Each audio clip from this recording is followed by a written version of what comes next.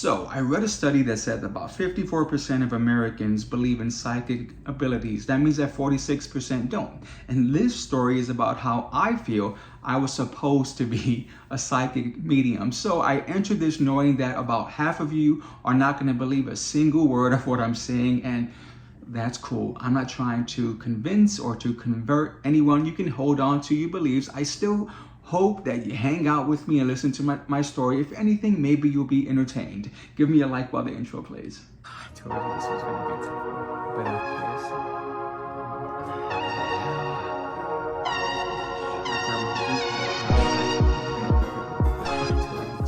I've mentioned this before, but I didn't grow up in a household with religion, though I knew the concept of like spiritual and supernatural just from society and movies and stuff like that. But it wasn't something that was in the house. Now, to be fully transparent, I do have to say that I believe my father practiced a form of Santeria, which is kind of like voodoo and Catholicism mixed together. So there were things in the house that I knew wasn't like the norm, but it wasn't anything that was taught to us. There was no indoctrination, like none of that stuff was going on. We just knew that they did things that they didn't want us to know about. And now being older, I can only assume that it was because they probably weren't using it for like good reasons. Either way, they kept it away from us. I'm gonna get into like the first situation that happened to me. And I remember I was maybe like 8 or 9 at the time. In the apartment with my brother, who was 2 years older, so 10, 11. We're alone and we're watching a movie on the TV. All of the lights are shut off, right? And it's just he and I sitting on the sofa. So at one point he falls asleep and it's just me watching the movie. And I look over out of the corner of my eye, I could see a lady standing by like the beginnings of the hallway, which led to the front door. She's just there at the opening. And we're looking at each other. And for quite a bit of time, we're just staring at each other. And then finally it occurs to me, stranger in my apartment, I should be scared. So I went to go hit my brother. You know, he's sitting next to me to wake him up. And as I start to move, then I just feel like I'm stopped. Like I just freeze. And again, I'm still staring at her. We're looking at each other eye to eye. But now I'm trying to fight this. And every time I flinch from being stopped, I can see where she's flinching too. Like I knew she was trying to stop me in some way. But finally, it's like the adrenaline kicks in and my fear just gets too strong where I finally break through it and I hit my brother, again, still looking at her. I could see his movement, so he's awakened, and there's one like final look that she gives to me, which is etched in my brain. Like if I could draw exactly what she looked like, because I still remember her to this day, just like mad. She was so angry, like I wish I could do it, like something like that, and then turns and then walks towards the front door. So that happens. I look over at my brother and he's like, who is that? I'm like, I don't know. So we're both freaking out, thinking someone has broken into the apartment, even though she was like an older lady, again, like holding a bag. So like not really threatening, but either way, he walks into the kitchen, which was nearby where he was sitting at on the sofa. He gets a knife, and I think I got like a broom or something like that. But now he and I are just walking up this hallway to the front door, turn the knob, and sure enough, the door is locked as we expected it to be. So that was something that kind of happened where it's like, okay, you're young, so you're not really thinking of it like that heavily. It's just a weird thing that happened.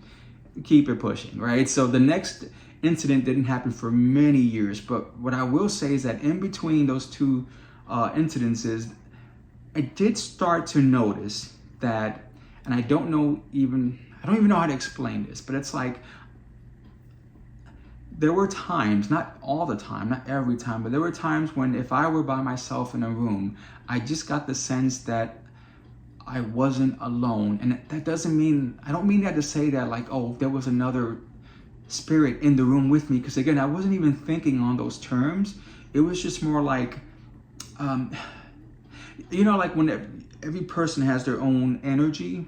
And it was this sense that I knew I wasn't the only energy present, almost like there were two energies kind of pushing on each other, if that makes any sense. I just knew I wasn't alone, and there was another energy in the room with me.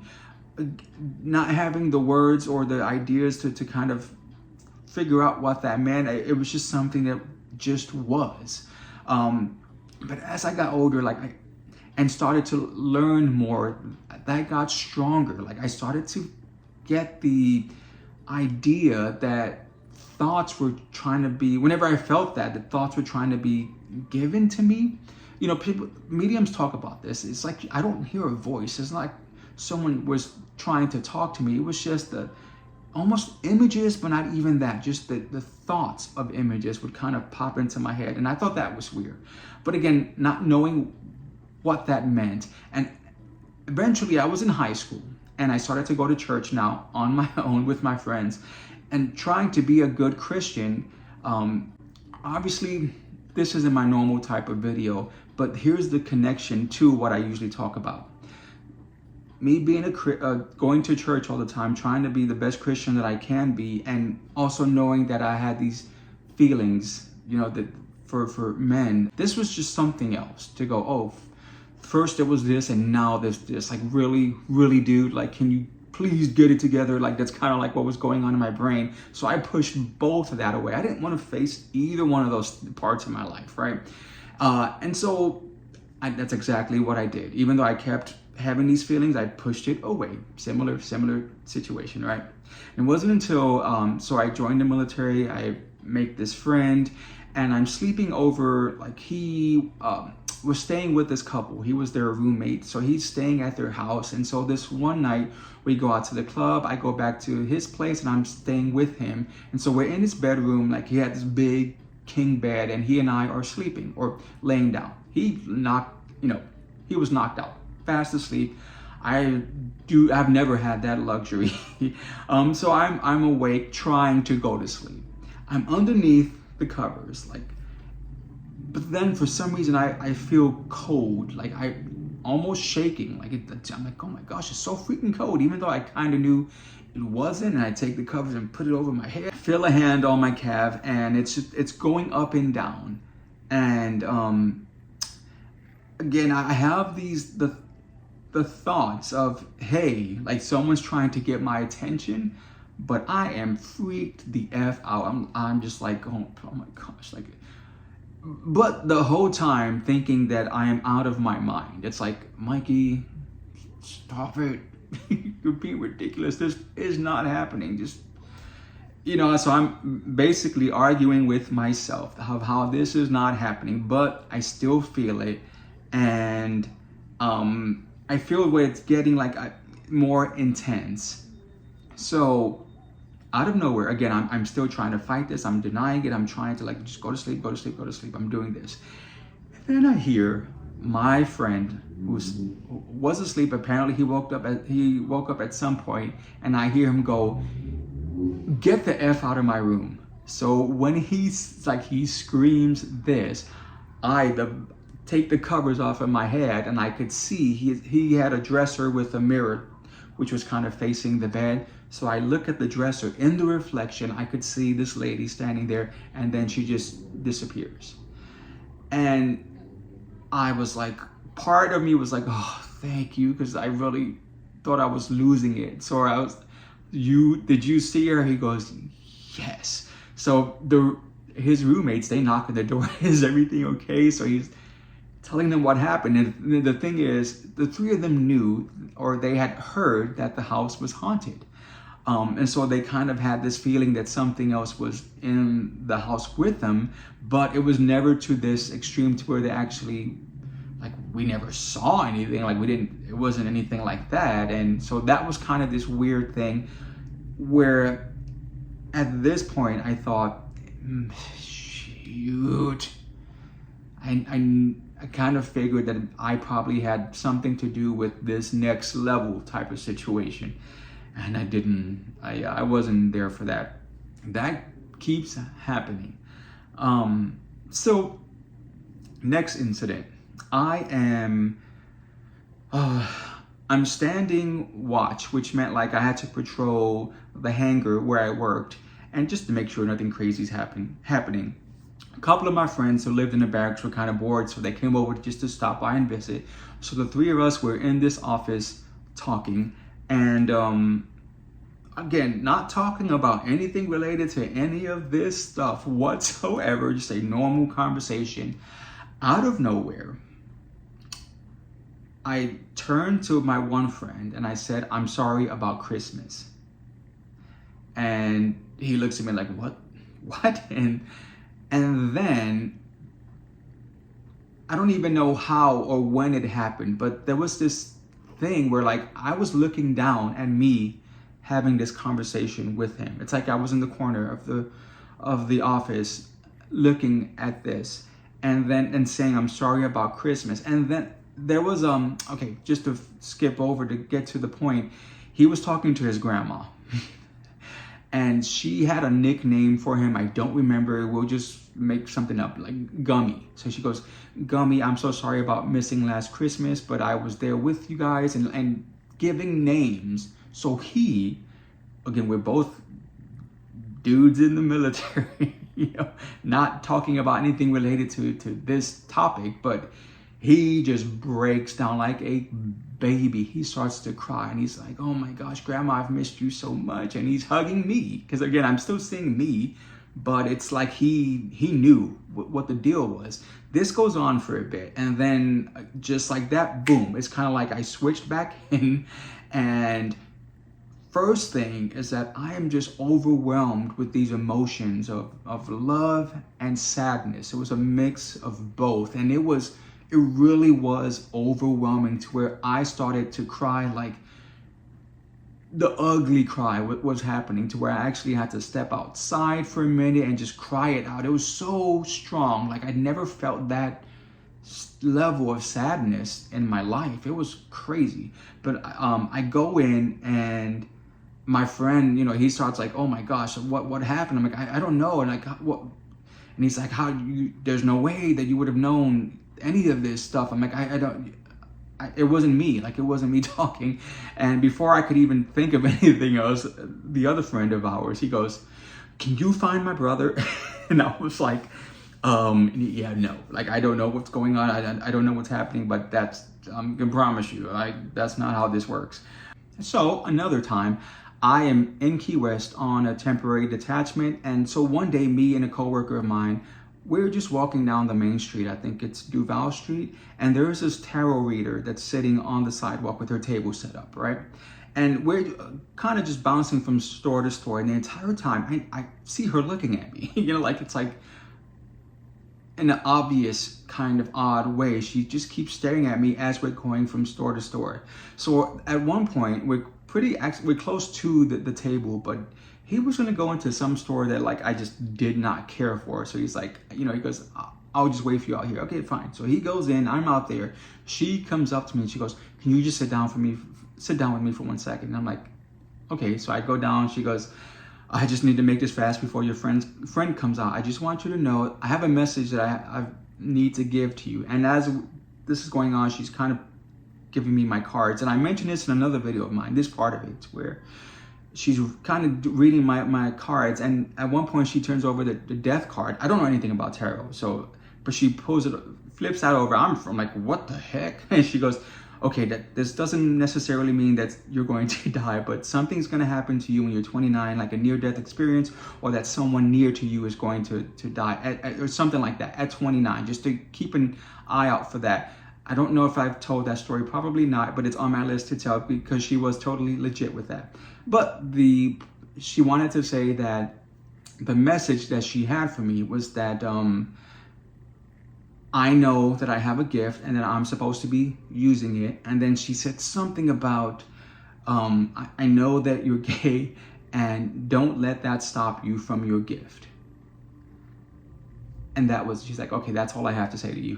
And so I like get up and I have to mention this, man, because in denial, I'm waiting for this to turn into a sales pitch. I really am thinking that at one point it was going to go, "Okay, and for more information, just give me $50. Like I really thought that was going to happen, but it didn't. She's like, "Okay, that's my message. Bye." And I'm like, Okay, so I get up, and at that point, my friend comes out. We're walking back to the base. The entire time, I'm thinking, what was that about, right? A similar thing happened to me with a friend of mine. We went to go visit her mom in California, and mom was also very much into spirituality, but she's, again, as our introduction at the door, she's kind of just giving me this look, and then later on she goes, hey, can I have a word with you? And I said, yeah, sure. She pulls me off to the side and she goes, you know you have a gift. Like, what the hell? You know, I'm thinking, like, really thinking, nah, I don't want this. Like, I don't want any of this, you know? Yeah. But I thought, is this something that is above me, that I just kind of just need to fall and lean into this? I was so confused about what to do. But there was another time, because here's the thing. After that situation happened with my two friends in the office, they started to tell everyone. And I also mentioned this in another version, to where I was getting invited to parties all the time. And part of that was to sing, because I was singing, and so people wanted to hear me sing. But also, it was like Mikey can do stuff. And so I was kind of like this, you know, entertainment for these little house parties that people would have. And there were times where I would get things to happen. And so the reason why I bring up all of these stories is because someone else was involved. So if anything were to come about these videos, I want to make sure that that what I'm saying is stuff that I can find someone who's going to say, yeah, I was there and this stuff happened. But yeah, a couple of times I could make things happen. But the last time, and because this video is kind of going too long, I'll just go over this. I had another situation where another spirit kind of took over my body. This time it was like a little kid. And so after that happened, and I remember thinking, like, yeah, I don't know. This is too much for me. It was fear and thinking, I don't want any other situations to where someone just takes over my body. Like, call me crazy, but I thought that was super freaky and scary. Yeah, I don't want this. I don't want this. And so I stopped going to parties. I stopped doing anything whenever I heard or whenever I felt someone was trying to communicate with me. It was like, please leave me alone. Anything that I could say to get this to stop. And finally, it didn't happen overnight, but like, it finally got to the point to where it's like, I don't sense anything. I don't know if the power is ever truly lost. If it is, I have lost it. If not, it's buried somewhere and it's not being used at all. And I am okay with that, to be honest with you. Again, maybe I was supposed to be a psychic medium, but I kind of don't. I don't want to be one. So the lesson, though, oddly enough, after just saying that, is that I did let me being gay interfere with this, call it a gift or whatever, interfere with me kind of leaning into that. Who knows where my life would have taken me had I gone down that road. I like to think that we're not all just born with one gift or one single purpose. I think we have a plethora of things that we can offer to the universe and to each other. And so hopefully I'm tapping into my other gifts. So it's not like, I've lost out. I don't feel that at all. But what I did learn is I never wanted to let society dictate, because that's kind of like what was happening. I was letting my fear of what other people of what religion would, I would not let anything else get in the way of me using whatever gifts it is that I have. So yeah, I hope you guys like this. Again, if you don't believe, that's cool. I hope this was entertaining enough for you to just kind of go, okay, whatever, he's full of B, but I had fun. So give me a like, a subscribe would be even better, but most importantly, comment and let me know if you've had like any weird experiences, if you are also a medium or think you might have been or had any kind of situations where you're kind of like iffy about things. I'd love to know about it.